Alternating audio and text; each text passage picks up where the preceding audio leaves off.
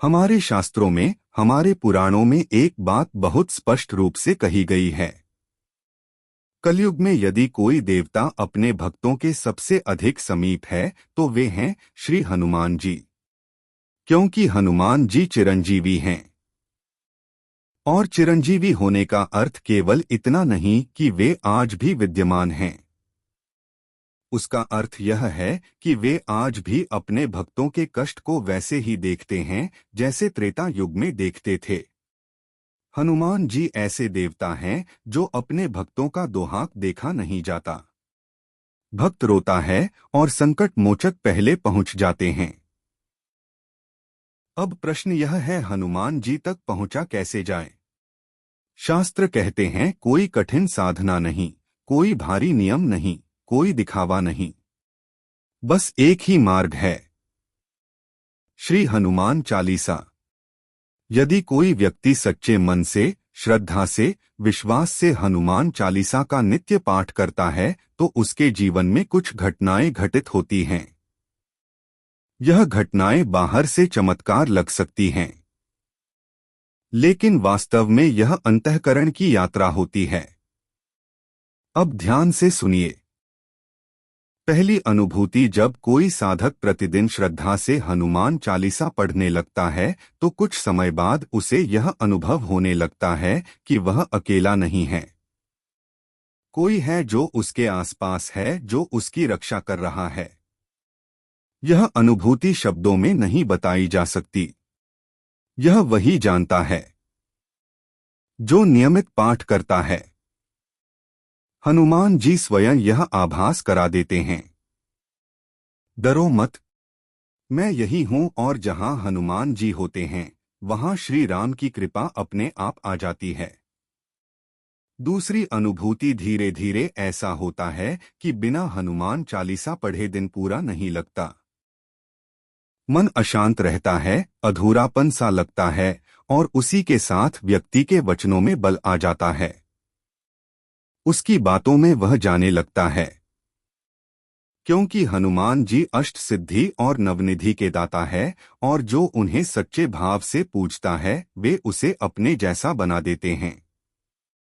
निडर, तेजस्वी और सेवाभावी। लेकिन एक बात स्मरण रखना, हनुमान चालीसा पढ़ते समय मन में केवल श्री राम हो, क्योंकि हनुमान जी का हृदय केवल राम नाम से धड़कता है। तीसरी अनुभूति, जो लोग बालाजी के भक्त हैं, जो गुरु कृपा को मानते हैं, उन्हें भी यही मार्ग बताया गया है। गुरु कहते हैं जो कहना है हनुमान जी से कहो। हनुमान चालीसा का नित्य पाठ आपको स्वतः श्री राम नाम की ओर ले जाता है, और जहां राम नाम है वहां जीवन का मार्ग अपने आप सीधा हो जाता है। ऐसा साधक भटकता नहीं, डगमगाता नहीं। चौथी अनुभूति, जैसे जैसे साधक इस मार्ग पर आगे बढ़ता है उसका झुकाव संसार से हटकर आध्यात्म की ओर होने लगता है। मन सात्विक हो जाता है, विचार शुद्ध होने लगते हैं, और फिर यह देखा जाता है कि जहां वह जाता है वहां कार्य सफल होने लगते हैं। क्योंकि जिसके सिर पर श्री राम और श्री हनुमान का हाथ हो उसका पराजय कैसे हो सकती है। अब कुछ और अनुभव सुनिए। हनुमान चालीसा का सबसे पहला प्रभाव मन की शांति है। डर, चिंता, नकारात्मकता धीरे धीरे स्वयं दूर होने लगते हैं। रात में डर लगता हो, नींद में घबराहट होती हो तो सोने से पहले चालीसा पढ़िए। मन शांत हो जाएगा। शरीर और मन में एक नई ऊर्जा का संचार होता है। आत्मविश्वास बढ़ता है। थकान कम होती है। जीवन की बाधाएं, चाहे आर्थिक हो, पारिवारिक हो या मानसिक, धीरे धीरे हटने लगती हैं। जैसे हनुमान जी ने असंभव को संभव किया, वैसे ही वे साधक के मार्ग से अवरोध हटा देते हैं। नकारात्मक शक्तियों से रक्षा होती है। हनुमान जी संकट मोचक हैं। वे कवच बनकर खड़े हो जाते हैं। स्वास्थ्य में भी सकारात्मक परिवर्तन आता है। मन मजबूत होता है, तो शरीर भी साथ देता है। रिश्तों में मधुरता आती है, स्वभाव में विनम्रता आती है और जीवन में समृद्धि का प्रवेश होता है। और सबसे बड़ी बात, हनुमान चालीसा व्यक्ति को निडर बनाती है। कठिन समय में भी वह टूटता नहीं। तो भक्तों, यह कोई साधारण पाठ नहीं है, यह एक जीवंत साधना है।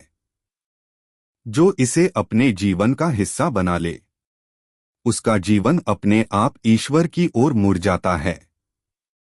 और भक्तों, एक बात बहुत ध्यान से समझिए, हनुमान चालीसा केवल पढ़ने का विषय नहीं है। यह कोई मंत्र नहीं है जिसे केवल शब्दों से दोहरा दिया जाए। यह तो जीवन को ढालने की प्रक्रिया है। जब आप रोज हनुमान चालीसा पढ़ते हैं तो धीरे धीरे आपका अहंकार कम होने लगता है, क्रोध शांत होने लगता है और भीतर एक स्थिरता जन्म लेने लगती है।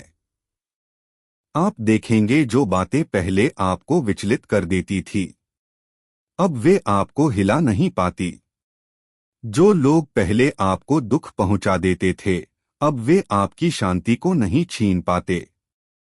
यह सब किसी बाहरी चमत्कार से नहीं होता, यह भीतर घटित होने वाला परिवर्तन है। हनुमान जी का सबसे बड़ा वरदान यही है, वे अपने भक्त को अंदर से मजबूत बना देते हैं।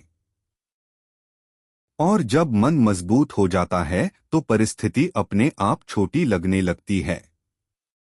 भक्तों,